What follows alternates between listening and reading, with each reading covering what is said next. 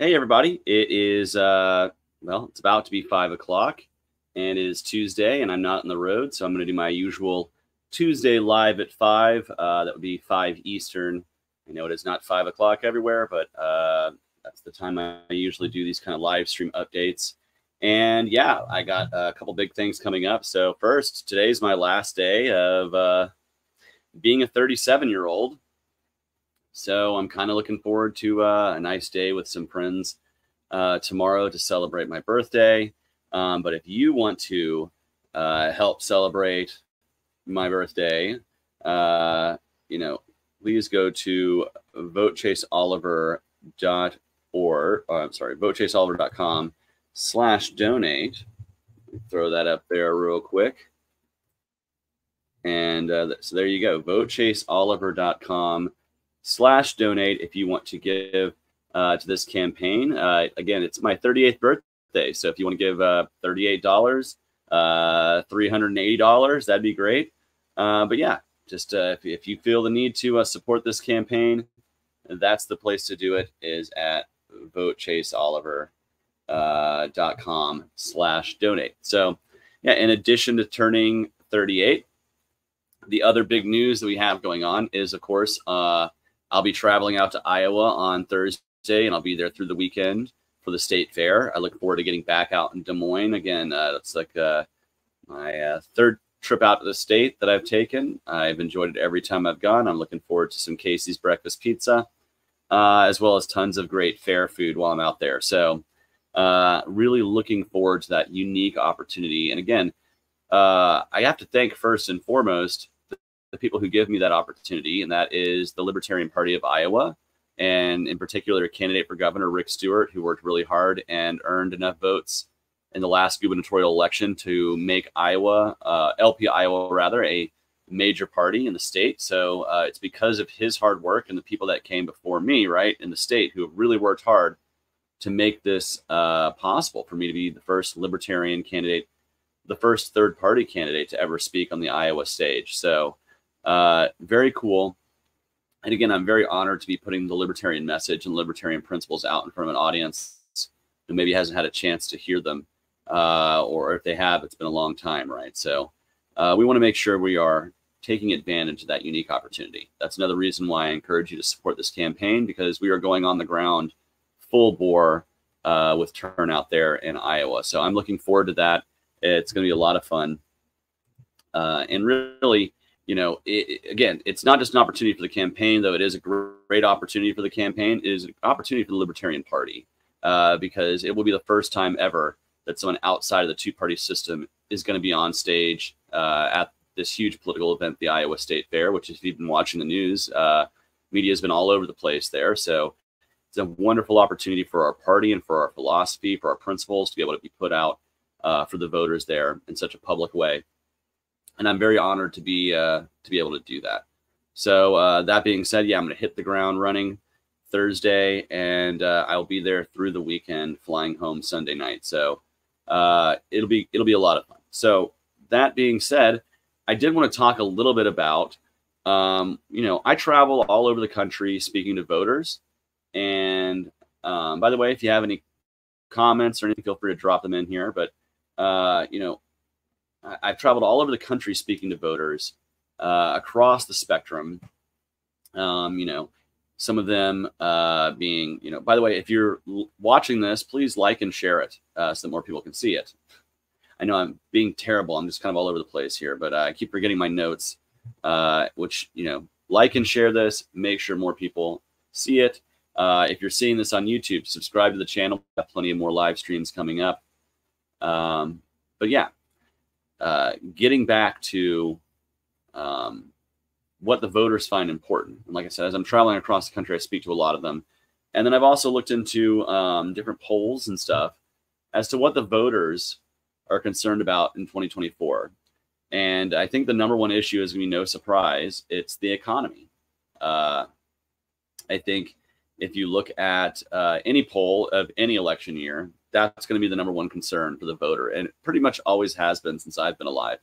The economy will always be number one. And that's why it's important for us as libertarians to address how we are going to work on providing the better framework for an economy that is growing, is prosperous, but is not continuing this inflation spiral that we've been in, is not continuing this this constant path of debts and deficits that the two-party system have given us. And so I think we need to address those issues head on.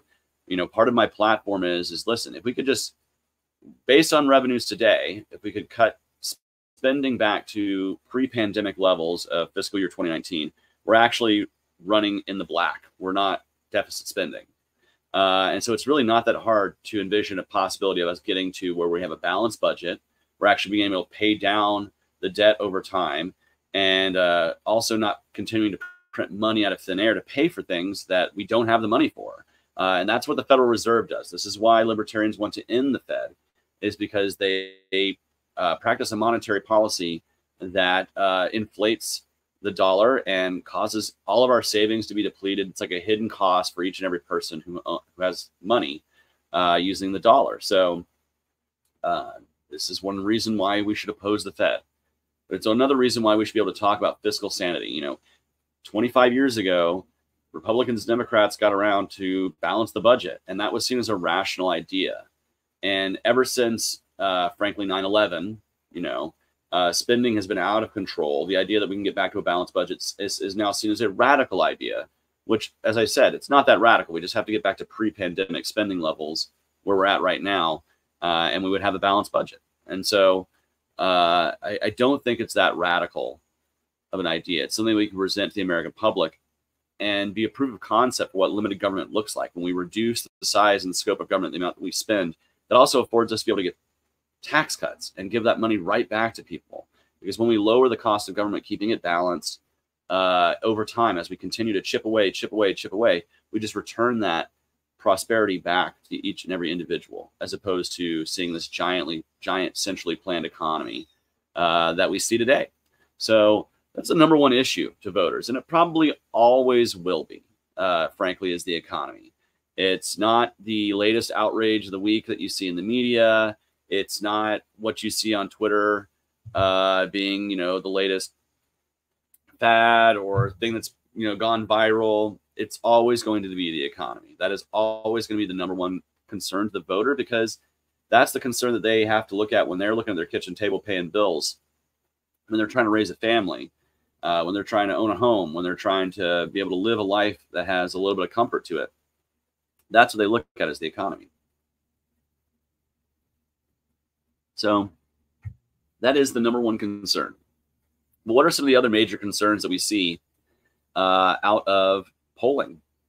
Another one that we saw that kind of stuck out to me as like an irregular one that's not, you know, normal, would be preserving democracy. This was asked in one of the polls. Preserving democracy came up, particularly among independents and Democrats. It was not as high of an issue in this poll for Republicans, but I want to address this because notoriously Democrats talk a big game about preserving democracy, and we want to protect the political process. And a lot of this is in response to 2020 and the people who are doubting the 2020 election and calling it rigged.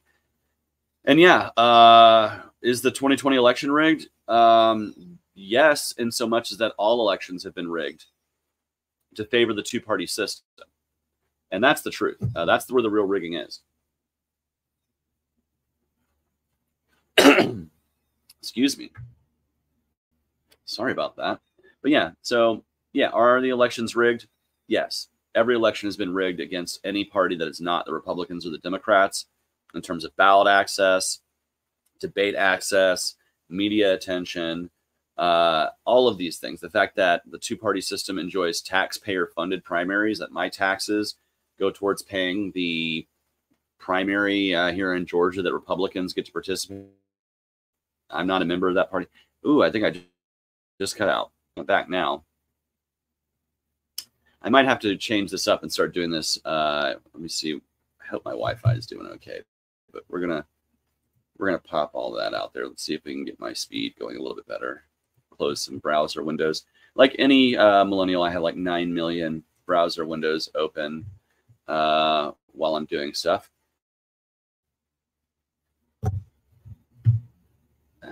Fix things. Hmm.